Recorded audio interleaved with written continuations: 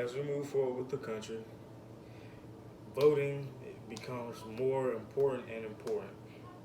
And the youth is what drives this country to move on with how we run things in this country. So the topic that has come up is lowering the eligibility to vote. Right now, you have to be over the age of 18 to vote, whether it's for your mayor, um, your president of the United States, the governor, and so on and so forth. But there are some problems with this. There are pros and there are cons. Now, first, I'm gonna start off with the pros.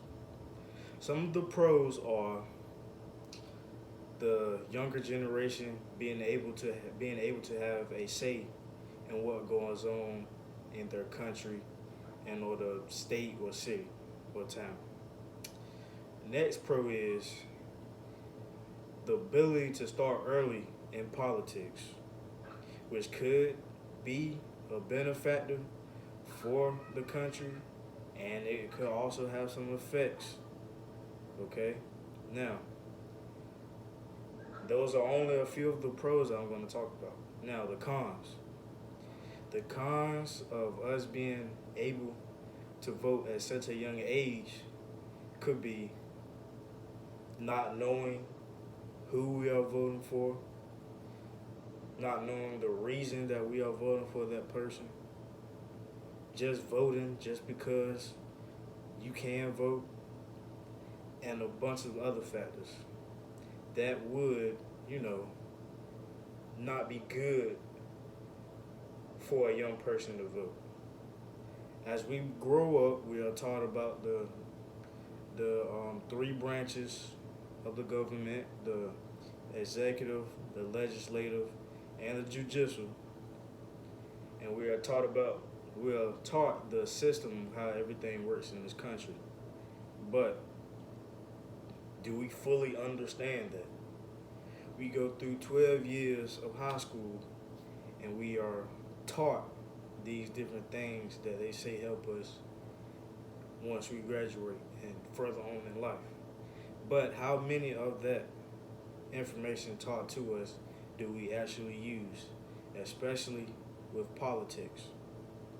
With politics, it's basically an argument, I would say.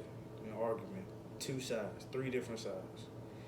You have the Republican side, the Democratic side, the liberal side, and you also have smaller parties that have their own politics, beliefs, and what they think the country should run off of. Now, the two strongest parties are the Republican and the Democratic. Now, as of now, our president is a Republican, Donald Trump. Some people hate him, some people like him. But, as we all know, the country is not at its best as of now. We are going through a plague, the COVID-19 virus, racial injustice throughout the whole country, police brutality, and we all just need a leader who can fix that. Now, whether which side you're on, you have different beliefs. The Democratic side, some would say, is full of more of the cultural, African American, and some other cultures. While Republicans, they rely more on what are the supposed forefounders of this country built off of. But if you think about it, we were all built off of, this country was built off of slavery. And if whether you want to believe it or not, the Caucasian Americans, they are also immigrants. If you take a look, now, I'm not going to get into too much of that topic, but yes. So, with the youth being able to vote, what do you think will happen? I think that is kind of a good idea because we have a say so in how we want our future of the country to go. And I think that the numbers in the voting polls would be have a drastic change because you would have more teenagers, you know, casting votes. But the only thing with that, you don't know, you can't rely on the knowledge of the team, okay? If you get what I'm saying. As you get older, you know what you want as you live, you know, wherever you live at, how you know, you start paying taxes, and all of this it plays a factor in, you know, how the country is being run. Now, if all of the teenagers, the younger population, know what we want, you can see a big change within the next decade or 2 decades of this country. But is that really what we want? Now, with cultural mixing and stuff like that, it would be complicated. And I do believe that you would see more candidates that would, you know, be up and coming trying to run for presidency and other spots, whether it be, you know, Senate, the chair in the Congress, anywhere that's, you know, you have power. And I believe that the people that are up there now don't want any of that. Whether you believe it or not, there's only a few African Americans in the Senate and the Congress, and it's mostly filled up of the white population. Now, I think that if we can all come together and agree on specific topics and beliefs that we want going further in the country, that it could work. But until we do that, there's no way that we can move forward and build the country up as it is, because I believe it is now at its lowest point. You know, building the country and trying to move forward and build the economy. As of now, Trump is in his final term. Well, not his final term, but he's going into his, you know, second election.